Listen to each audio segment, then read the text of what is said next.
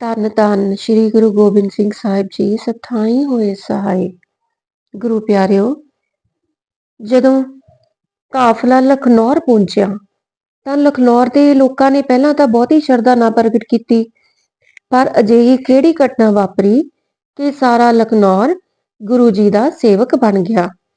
ਆਓ ਸਾਖੀ ਸਰਵਣ ਕਰੀਏ। ਲਖਨੌਰ ਪੁੱਜਣਾ। ਹੌਲੀ ਹੌਲੀ ਕਾਫਲਾ ਜ਼ਿਲ੍ਹੇ ਅੰਬਾਲੇ ਦੇ ਲਖਨੌਰ ਨਗਰ ਵਿੱਚ ਪਹੁੰਚ ਗਿਆ। ਉੱਥੇ ਅਟਕਿਆ ਅਜੇ ਇੱਕ ਦਿਨ ਹੀ ਹੋਇਆ ਸੀ ਕਿ ਸਤਿਗੁਰੂ ਤੇਗ ਬਹਾਦਰ ਜੀ ਦਾ ਸੁਨੇਹਾ ਪੁੱਜਾ। ਲਖਨੌਰ ਵਿੱਚ ਓਨਾ ਚਿਰ ਅਟਕਿਆ ਜਾਵੇ ਜਿੰਨਾ ਚਿਰ ਅਸੀਂ ਆਪ ਆਨੰਦਪੁਰ ਵੱਲ ਆਉਣ ਦੀ ਆਗਿਆ ਨਾ ਦੇਈਏ। ਆਗਿਆ ਦਾ ਪਾਲਣ ਕਰਨਾ ਜ਼ਰੂਰੀ ਹੈ।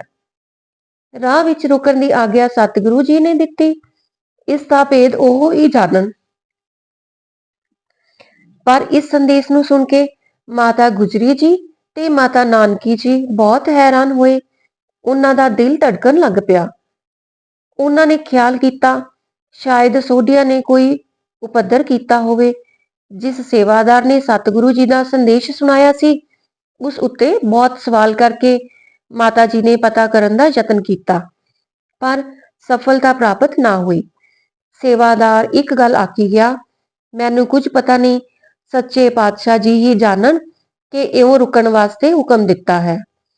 ਆਨੰਦਪੁਰ ਵਿੱਚ ਸੁਖ ਸ਼ਾਂਤੀ ਹੈ, ਕਿਸੇ ਨਾਲ ਕੋਈ ਲੜਾਈ ਝਗੜਾ ਨਹੀਂ। ਸਤਿਗੁਰੂ ਜੀ ਕਸ਼ਮੀਰ ਵੱਲੋਂ ਆਏ ਹਨ। ਸਾਹਿਬਜ਼ਾਦੇ ਗੋਬਿੰਦ ਰਾਏ ਜੀ ਨੇ ਆਪਣੇ ਪਿਤਾ ਜੀ ਦੇ ਦਰਸ਼ਨ ਨਹੀਂ ਸਨ ਕੀਤੇ। ਉਹਨਾਂ ਨੂੰ ਪਿਤਾ ਜੀ ਦੇ ਦਰਸ਼ਨ ਕਰਨ ਦੀ ਬਹੁਤ ਰੀਝ ਸੀ। ਉਹ ਰੀਝ ਇੱਕ ਤੜਪ ਬਣ ਕੇ ਤੰਗ ਕਰ ਰਹੀ ਸੀ। ਉਹ ਛੇਤੀ ਤੋਂ ਛੇਤੀ ਚੰਗੇ ਪਿਤਾ ਜੀ ਦਾ ਦਰਸ਼ਨ ਕਰਕੇ ਜੀਵਨ ਸਫਲ ਕਰਨਾ ਚਾਹੁੰਦੇ ਸਨ। ਜਦੋਂ ਉਹਨਾਂ ਨੂੰ ਪਤਾ ਲੱਗਾ ਕਿ ਉਹਨਾਂ ਦੇ ਪਿਤਾ ਜੀ ਵੱਲੋਂ ਹੁਕਮ ਆਇਆ ਹੈ ਕਿ ਅਟਕਿਆ ਜਾਵੇ, ਤਾਂ ਉਹ ਕੁਝ ਉਦਾਸ ਹੋਏ। ਪਰ ਉਹ ਉਦਾਸੀ ਬਹੁਤ ਚਿਰ ਨਾ ਰਹੀ। ਅੰਤਰਜਾਮੀ ਤੇ ਘਟ ਦੀ ਜਾਣਨਹਾਰ ਸਭ ਕੁਝ ਜਾਣ ਗਏ। ਪ੍ਰਸੰਨ ਚਿੱਤ ਜੀਵਾਂ ਨੂੰ ਨਿਹਾਲ ਕਰਨ ਲੱਗੇ। ਜਿਵੇਂ ਪਟਨਾ ਸ਼ਹਿਰ ਵਿੱਚ ਛੋਟੇ ਬੱਚਿਆਂ ਨਾਲ ਮਿਲ ਕੇ ਕੌਤਕ ਕਰਦੇ ਤੇ ਖੇਡਦੇ ਸਨ, ਤਿਵੇਂ ਇੱਥੇ ਖੇਡਣ ਲੱਗੇ। ਸੁਚੱਜੇ, ਸਾਫ਼ ਸੁਥਰੇ ਤੇ ਨੇਕ ਬਾਲਾਂ ਨਾਲ ਦੂਸਰੇ ਬੱਚੇ ਸਦਾ ਖੇਡਣ ਵਾਸਤੇ ਤਿਆਰ ਰਹਿੰਦੇ ਹਨ। ਬੇਪਰਵਾਹ ਪਾਤਸ਼ਾਹ ਨੂੰ ਹਾਣੀ ਮਿਲ ਗਏ। ਉਹਨਾਂ ਨਾਲ ਖੇਡਣਾ ਆਰੰਭ ਕਰ ਦਿੱਤਾ। ਖੇਡਣ ਵੇਲੇ ਕਈ ਅਚਰਜ ਕੌਤਕ ਵੀ ਕਰਦੇ, ਜਿਨ੍ਹਾਂ ਕੌਤਕਾਂ ਨੂੰ ਦੇਖਣ ਵਾਲੇ ਹੈਰਾਨ ਹੋ ਜਾਂਦੇ ਤੇ ਕਰਾਮਾਤੀ ਜਾਂ ਵੱਡਾ ਮਹਾਂਪੁਰਖ ਸਮਝ ਕੇ ਸਿਰ ਨਿਵਾ ਦਿੰਦੇ। ਲਖਨੌਰ ਦੇ ਲੋਕਾਂ ਨੇ ਪਹਿਲਾਂ ਤਾਂ ਬਹੁਤੀ ਸ਼ਰਧਾ ਨਾ ਪ੍ਰਗਟ ਕੀਤੀ, ਪਰ ਇੱਕ ਘਟਨਾ ਵਾਪਰਨ ਪਿੱਛੋਂ ਤਾਂ ਸਾਰਾ ਲਖਨੌਰ ਸਤਿਗੁਰੂ ਜੀ ਦਾ ਸੇਵਕ ਬਣ ਗਿਆ। ਉਹ ਘਟਨਾ ਇਉਂ ਵਾਪਰੀ ਸੀ ਕਿ ਸਤਿਗੁਰੂ ਜੀ ਦੇ ਨਾਲ ਖੇਡਣ ਵਾਲੇ ਮੁੰਡਿਆਂ ਵਿੱਚੋਂ ਇੱਕ ਮੁੰਡਾ ਰਾਮਨਾਥ ਸੀ। ਉਸਦੀ ਮਾਤਾ ਕਿਸੇ ਭਿਆਨਕ ਰੋਗ ਨਾਲ ਰੋਗਣ ਸੀ। ਜਿਵੇਂ ਲੱਕੜੀ ਨੂੰ ਘੁਣਦਾ ਕੀੜਾ ਖਾਂਦਾ ਹੈ, ਤਿਵੇਂ ਰੋਗ ਉਸਦੇ ਸਰੀਰ ਨੂੰ ਖਾ ਰਿਹਾ ਸੀ। ਉਹ ਮੰਜੀ ਉੱਥੋਂ ਉੱਠ ਕੇ ਤੁਰ ਫਿਰ ਨਹੀਂ ਸੀ ਸਕਦੀ। ਸਬੱਬ ਨਾਲ ਸਤਿਗੁਰੂ ਜੀ ਉਸਦੇ ਘਰ ਚਲੇ ਗਏ। ਰਾਮਨਾਥ ਨੂੰ ਕਹਿਣ ਲੱਗੇ, ਰਾਮ, ਖੇਡਣ ਨਹੀਂ ਚੱਲਣਾ? ਮੈਂ ਕਿਵੇਂ ਜਾਵਾਂ? ਮੇਰੀ ਮਾਂ ਬਹੁਤ ਬਿਮਾਰ ਹੈ, ਇਸ ਦੇ ਕੋਲ ਕੋਈ ਨਹੀਂ। ਰਾਮਨਾਥ ਨੇ ਉੱਤਰ ਦਿੱਤਾ ਸੀ। ਇਹ ਸੁਣ ਕੇ ਦਇਆ ਦੇ ਸਾਗਰ ਸਤਿਗੁਰੂ ਜੀ ਦੇ ਹਿਰਦੇ ਵਿੱਚ ਦਇਆ ਆ ਗਈ। ਅਕਾਲ ਪੁਰਖ ਪ੍ਰਸੰਨ ਹੋ ਗਿਆ। ਰੋਗਣ ਦੇ ਭਾਗ ਜਾਗ ਪਏ। ਜੋ ਜਮ ਉਸਨੂੰ ਲੈਣ ਵਾਸਤੇ ਘੜੀ ਮੁੜੀ ਆਉਂਦੇ ਸਨ, ਉਹ ਵੀ ਸ਼ਰਮਿੰਦੇ ਹੋ ਕੇ ਪਿੱਛੇ ਮੁੜ ਗਏ। ਸਾਹਿਬਾਂ ਨੇ ਬਚਨ ਕੀਤਾ, ਤੇਰੀ ਮਾਂ ਤਾਂ ਰਾਜੀ ਹੈ, ਆ ਖੇਡੀਏ। ਆਪੇ ਉੱਠ ਕੇ ਬੈਠ ਜਾਵੇਗੀ, ਘਰ ਦਾ ਕੰਮ ਕਰੇਗੀ ਤੇ ਘਰ ਦੀ ਰਾਖੀ ਰੱਖੇਗੀ। ਇਹ ਬਚਨ ਸੁਣ ਕੇ ਸਤਿਗੁਰੂ ਜੀ ਨੇ ਰਾਮਨਾਥ ਦੀ ਬਾਂਹ ਫੜ ਲਈ। ਉਸ ਨੂੰ ਬਾਹਰ ਨੂੰ ਧੂ ਤੁਰੇ। ਜਿਉਂ ਹੀ ਸਤਿਗੁਰੂ ਜੀ ਬੂਹੇ ਤੋਂ ਬਾਹਰ ਹੋਏ ਤਾਂ ਰਾਮਨਾਥ ਦੀ ਮਾਤਾ ਨੂੰ ਇੱਕ ਜ਼ੋਰ ਦੀ ਕੰਬਣੀ ਆਈ। ਉਸ ਕੰਬਣੀ ਨਾਲ ਉਹਦੇ ਤਨ ਦੀ ਨਾੜ ਹਿੱਲ ਗਈ। ਖੂਨ ਉਬਲ ਪਿਆ। ਉਸ ਨੂੰ ਇੰਜ ਪ੍ਰਤੀਤ ਹੋਇਆ ਜਿਵੇਂ ਉਹਦੇ ਸਰੀਰ ਵਿੱਚੋਂ ਰੋਗ ਦਾ ਭੂਤ ਉਡੰਤਰ ਹੋ ਗਿਆ। ਉਸ ਨੂੰ ਦੋ ਨਿਛਾਂ ਆਈਆਂ। ਉਹਨਾਂ ਨਿਛਾਂ ਨੇ ਸਿਰ ਹੌਲਾ ਕਰ ਦਿੱਤਾ। ਉਹ ਆਪਣੇ ਆਪ ਉੱਠ ਕੇ ਬੈਠ ਗਈ ਤੇ ਬੈਠੀ ਬੈਠੀ ਮਨ ਹੀ ਮਨ ਕਹਿਣ ਲੱਗੀ, ਇਹ ਬਾਲਕ ਕੋਈ ਕਰਾਮਾਤੀ ਬਾਲਕ ਹੈ, ਭਗਵਾਨ ਦਾ ਰੂਪ ਹੈ। ਮੇਰੇ ਧਨ ਭਾਗ, ਮੇਰੇ ਘਰ ਪਰਮੇਸ਼ਰ ਆਇਆ, ਮੈਨੂੰ ਮੋਈ ਨੂੰ ਚਿਵਾ ਗਿਆ। ਮੈਂ ਵਾਰੀ, ਐਸੇ ਬਾਲਕ ਰੂਪ ਪਰਮੇਸ਼ਰ ਦੇ ਦਰਸ਼ਨ ਕਰਾਂ। ਹੇ ਰਾਮ, ਉਸਨੂੰ ਤ੍ਰੇਹ ਲੱਗੀ। ਉਹ ਉੱਠੀ ਤੇ ਮੰਜੇ ਤੋਂ ਉਤਰ ਕੇ ਪਾਣੀ ਪੀਣ ਦੀ ਉਸਨੇ ਇੱਛਾ ਕੀਤੀ। ਜਿਉਂ ਹੀ ਉਸਨੇ ਧਰਤੀ ਉੱਤੇ ਪੈਰ ਰੱਖੇ, ਤਿਉਂ ਹੀ ਉਸਨੂੰ ਅਨੁਭਵ ਹੋਇਆ ਕਿ ਉਸਦਾ ਰੋਗ ਦੂਰ ਹੋ ਗਿਆ ਹੈ। ਉਸਦੇ ਪੈਰ ਨਾ ਕੰਬੇ, ਲੱਤਾਂ ਨੇ ਸਰੀਰ ਦਾ ਭਾਰ ਚੱਲ ਲਿਆ। ਉਹ ਕਾਲੀ ਕਾਲੀ ਕਦਮ ਪੁੱਟ ਕੇ ਘੜੇ ਦੇ ਕੋਲ ਗਈ। ਘੜੇ ਵਿੱਚੋਂ ਪਾਣੀ ਛੰਨੇ ਵਿੱਚ ਪਾਇਆ ਤੇ ਗਟ ਗਟ ਪੀ ਗਈ। ਪੂਰੇ ਸਾਲ ਪਿੱਛੋਂ ਉਸਨੇ ਆਪਣੀ ਹੱਥੀਂ ਪਾਣੀ ਪਾ ਕੇ ਪੀਤਾ ਸੀ। ਉਸ ਪਾਣੀ ਦੇ ਪੀਣ ਨਾਲ ਉਹਦੇ ਸਰੀਰ ਵਿੱਚ ਸ਼ਕਤੀ ਆ ਗਈ। ਉਹ ਪਾਣੀ ਕੀ ਸੀ? ਅੰਮ੍ਰਿਤ ਸੀ। ਪਾਣੀ ਨੂੰ ਪੀ ਕੇ ਉਸਨੇ ਅੰਗੜਾਈ ਲਈ।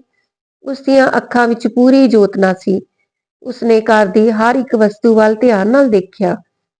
ਸਾਰੀਆਂ ਵਸਤੂਆਂ ਜੋ 2 ਘੜੀ ਪਹਿਲਾਂ ਉਸਨੂੰ ਡਰਾਉਣੀਆਂ ਲੱਗਦੀਆਂ ਸਨ, ਉਹ ਚੰਗੀਆਂ ਲੱਗੀਆਂ। ਘਰ ਪਿਆਰਾ ਲੱਗਾ। ਨਵਾਂ ਜੀਵਨ ਪ੍ਰਾਪਤ ਹੋਇਆ। ਇਸਤਰੀ ਤੋਂ ਬਿਨਾਂ ਘਰ ਡਰਾਉਣਾ ਬਣ ਜਾਂਦਾ ਹੈ। ਕੋਈ ਸਫਾਈ ਨਹੀਂ ਕਰਦਾ, ਕੋਈ ਥਾਂ ਸਿਰ ਚੀਜ਼ਾਂ ਨਹੀਂ ਰੱਖਦਾ। ਉਸਨੇ ਝਾੜੂ ਫੜਿਆ, ਥਾਂ ਸਾਫ਼ ਕੀਤੀ। ਉਹ ਝਾੜੂ ਦੇ ਰਹੀ ਸੀ ਕਿ ਉਸਦੀ ਗੁਆਂਢਣ ਆ ਗਈ। ਉਸਨੂੰ ਝਾੜੂ ਦਿੰਦੀ ਦੇਖ ਕੇ ਬਹੁਤ ਹੈਰਾਨ ਹੋਈ। ਉਹ ਤਾਂ ਸਮਝਦੀ ਸੀ ਕਿ ਰਾਮਨਾਥ ਦੀ ਮਾਂ 2-4 ਦਿਨਾਂ ਦੀ ਪ੍ਰਾਹੁਣੀ ਹੈ, ਪਰ ਉਹ ਅਰੋਗ ਇਸਤਰੀਆਂ ਵਾਂਗ ਘਰ ਦੇ ਕੰਮਾਂ ਵਿੱਚ ਲੱਗੀ ਦੇਖ ਕੇ ਉਸਦੇ ਪੈਰਾਂ ਹੇਠੋਂ ਧਰਤੀ ਨਿਕਲ ਗਈ। ਉਸਨੇ ਕਾਹਲੀ ਨਾਲ ਪੁੱਛਿਆ, ਸੀਤਾ, ਨੀ ਸੀਤਾ, ਤੂੰ ਰਾਜੀ ਹੋ ਗਈ? ਤੈਨੂੰ ਕੌਣ ਵੈਦ ਮਿਲਿਆ? ਉਹ ਕੌਣ ਹੈ ਜਿਸਨੇ ਰਾਤ ਰਾਤ ਵਿੱਚ ਹੀ ਤੈਨੂੰ 9 ਬਾਰ 9 ਕਰ ਦਿੱਤਾ? ਇੱਕ ਭਗਵਾਨ ਦੀ ਕਿਰਪਾ। ਉਸਦੀ ਨਜ਼ਰ ਸਵੱਲੀ ਹੋਈ ਹੈ। ਰਾਮਨਾਥ ਦੀ ਮਾਤਾ ਸੀਤਾ ਨੇ ਉੱਤਰ ਦਿੱਤਾ। ਗਵਾਂਢਣ ਦੇ ਬਹੁਤ ਸਾਰਾ ਪੁੱਛਣ ਤੇ ਉਸਨੇ ਸਤਿਗੁਰੂ ਜੀ ਦੇ ਬਚਨ ਕਰਨ ਦੀ ਕਥਾ ਸੁਣਾ ਦਿੱਤੀ। ਅੰਤ ਵਿੱਚ ਕਿਹਾ, ਬਸ ਉਸਦੇ ਜਾਣ ਪਿੱਛੋਂ ਮੇਰਾ ਰੋਗ ਦੂਰ ਹੋ ਗਿਆ ਹੈ। ਉਹ ਜ਼ਰੂਰ ਪਰਮਾਤਮਾ ਦਾ ਰੂਪ ਹਨ, ਕੋਈ ਅਵਤਾਰ ਹਨ। ਗਵਾਂਢਣ ਉਸਦੇ ਘਰੋਂ ਨਿਕਲ ਤੁਰੀ ਤੇ ਉਸਨੇ ਗਲੀ ਮੁਹੱਲੇ ਵਿੱਚ ਫਿਰ ਕੇ ਸਾਰੀਆਂ ਇਸਤਰੀਆਂ ਨੂੰ ਦੱਸ ਦਿੱਤਾ ਕਿ ਸੀਤਾ ਦੇ ਸਾਰੇ ਰੋਗ ਕੱਟੇ ਗਏ। ਕੱਟੇ ਵੀ ਪਲ ਵਿੱਚ ਹੀ ਗਏ ਹਨ, ਬਿਨਾਂ ਕਿਸੇ ਦਵਾ ਦਾਰੂ ਦੇ। ਸਤਿਗੁਰੂ ਗੋਬਿੰਦ ਰਾਏ ਇਕਬਾਲ ਆਇਆ ਹੈ। ਉਸਨੇ ਬਚਨ ਕੀਤਾ ਤਾਂ ਰਾਜ਼ੀ ਹੋ ਗਈ। ਉਹ ਰਿੱਧੀਆਂ ਸਿੱਧੀਆਂ ਦਾ ਮਾਲਕ ਹੈ। ਜਿਸ ਵੱਲ ਦਇਆ ਦ੍ਰਿਸ਼ਟੀ ਕਰੇ ਉਹ ਹੀ ਤਰ ਜਾਂਦਾ ਹੈ। ਆਓ ਦੇਖੋ ਸੀਤਾ ਨੂੰ, ਉਹ ਕਿੰਨੀ ਪ੍ਰਸੰਨ ਤੇ ਸ਼ਕਤੀਵਾਨ ਹੈ। ਉਸਨੇ ਲੋਕਾਂ ਨੂੰ ਇਹ ਵੀ ਕਿਹਾ, ਆਓ ਬਾਲ ਰੂਪ ਭਗਵਾਨ ਅਵਤਾਰ ਜੀ ਦੇ ਵੀ ਦਰਸ਼ਨ ਕਰੀਏ। ਬਸ ਫੇਰ ਕੀ ਸੀ, ਸਾਰਾ ਪਿੰਡ ਸੀਤਾ ਨੂੰ ਦੇਖਣ ਆਇਆ ਤੇ ਸੀਤਾ ਨੂੰ ਦੇਖਣ ਪਿੱਛੋਂ ਸਤਿਗੁਰੂ ਜੀ ਦੇ ਚਰਨ ਕਮਲਾਂ ਉੱਤੇ ਮੱਥਾ ਟੇਕਦਾ ਰਿਹਾ। ਕਿਸੇ ਨੇ ਸੁੱਖ ਮੰਗਿਆ, ਕਿਸੇ ਨੇ ਜਨਮ ਮਰਨ ਦੇ ਬੰਧਨ ਕਟਵਾਏ। ਸਵੇਰ ਤੋਂ ਸ਼ਾਮ ਤੱਕ ਉਸ ਅਸਥਾਨ ਤੇ ਮੇਲਾ ਲੱਗਾ ਰਹਿੰਦਾ, ਜਿੱਥੇ ਸਤਿਗੁਰੂ ਜੀ ਦਾ ਡੇਰਾ ਸੀ। ਮਾਤਾ ਗੁਜਰੀ ਜੀ ਤੇ ਮਾਤਾ ਨਾਨਕੀ ਜੀ ਦੀ ਖੂਬ ਸੇਵਾ ਹੋਣ ਲੱਗੀ। ਭੰਡਾਰਿਆਂ ਵਿੱਚ ਅੰਨ, ਬਸਤਰ ਅਤੇ ਮਾਇਆ ਦੇ ਗੱਫੇ ਬੇਅੰਤ ਆਉਣ ਲੱਗੇ। ਮਾਮਾ ਕਿਰਪਾਲ ਚੰਦ ਜੀ ਤੇ ਹੋਰ ਸੇਵਕ ਖੁੱਲੇ ਦਿਲ ਨਾਲ ਗੁਰੂ ਕਾ ਲੰਗਰ ਚਲਾ ਕੇ ਆਏ ਗਏ ਦਾ ਸਤਿਕਾਰ ਕਰਨ ਲੱਗੇ। ਰਾਮਨਾਥ ਤੇ ਉਸਦੀ ਮਾਤਾ ਸੀਤਾ ਤਾਂ ਹੋ ਹੀ ਗੁਰੂ ਘਰ ਦੇ ਗਏ। ਸੀਤਾ ਦੀ ਤਾਂ ਜ਼ਬਾਨ ਸਵਾਸ ਸਵਾਸ ਵਾਹਿਗੁਰੂ ਵਾਹਿਗੁਰੂ ਤੇ ਧੰਨ ਸਤਿਗੁਰੂ ਦਾ ਜਾਪ ਕਰਦੀ ਸੀ। ਭੁੱਲਾਂ ਗਲਤੀਆਂ ਦੀ ਮਾਫੀ ਜੀ। ਵਾਹਿਗੁਰੂ ਜੀ ਕਾ ਖਾਲਸਾ, ਵਾਹਿਗੁਰੂ ਜੀ ਕੀ ਫਤਿਹ।